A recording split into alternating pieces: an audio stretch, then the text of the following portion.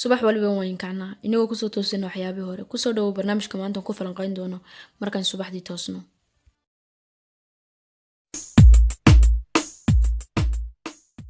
السلام عليكم صحابي magacay waa Muuna Ismaaciil Maxamed. Subax waliba waan kacnaa inagoo la kacno waxyaabihii hore sideen u badanayno waxaan u dhaqanaa sideen shalay u dhaqmaynay laakiin waxaad ogaataa adigu ma tiid waxyaabihii hore tagay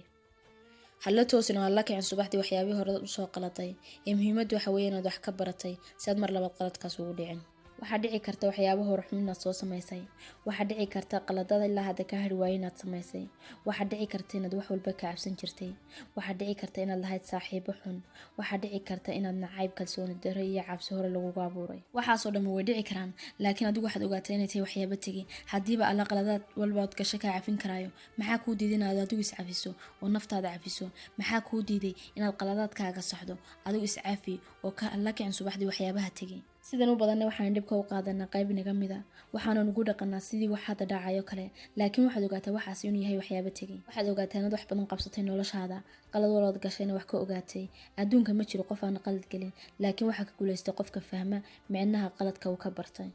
isku faraxsanoo sidaa tahay oo maalin walba qaad talaabo cusub sidaad u gaadho horumarkaaga waxaad kale ku faraxdaa inaad dhir badan ka soo gudubtay wuxuu doonaba ha ahaadee ood weli hadda taagan tahay inaad hadda control ku samayso waxaad qaban rabto oo iska ilow waxyaabihii xumaad soo samaysay laakiin ha ilaawin waxyaabahaad ka baratay iskana jir yey ka hor istaagin mustaqbalkaaga waxaad qaban rabto oo aanay cabsi kugu abuurin waxaa jira waxyaabo badan oo qalad u aragto waqtigan la joogo laakiin sanado kadib aad fahmayso waxyaabaha qaladkaad u arkaysay inay kaa dhigeen qofka aad maanta tahay iyo halkaad maanta taagan tahayba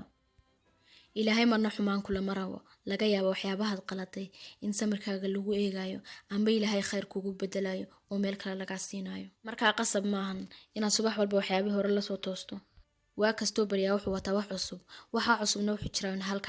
halka mar hadaad ka faa'iideysan weydo dib kugu soo noqon maayo oo sidaas uu kaaga tagaya qaladaadka ugu waaweyn galaa waxa weeyaan inagoo ka fikirna laba shay oo hal shay oo muhiim ah ilowna labada shay aan ka fikirnaana waxa weeyaan waqti tagay oo past ah iyo waqti soo socda oo future aan wali gaarin labada waqti intaan ka fikirayno waxaan ku ilownaa waqtigii muhiimka ah ee ahaa waqtiga hadda taagan ee xaadirka ah inaad waqti tagay ka fikirtaa kaliya wuxuu ku ekaanayaa fikir sidoo kale inaad waqti soo socda ka fikirtaa isna wuxuu ku ekaanayaa fikir waqti tagay ma soo celin karno waa siduu inaga tagay waqti soo socdana wali maynaan gaarin mana ogin inaan gaarino laakiin waxay ku kala duwan yihiin hal wax halka waxa weeyaan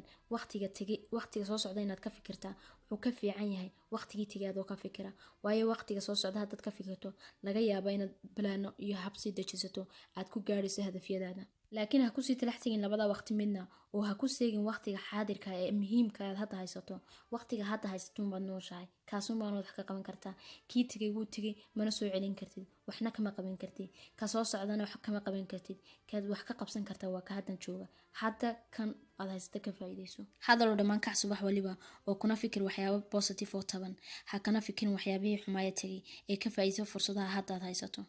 intaas ku eegay barnaamijkeena maanta waa inoo kulanti dambe nabadee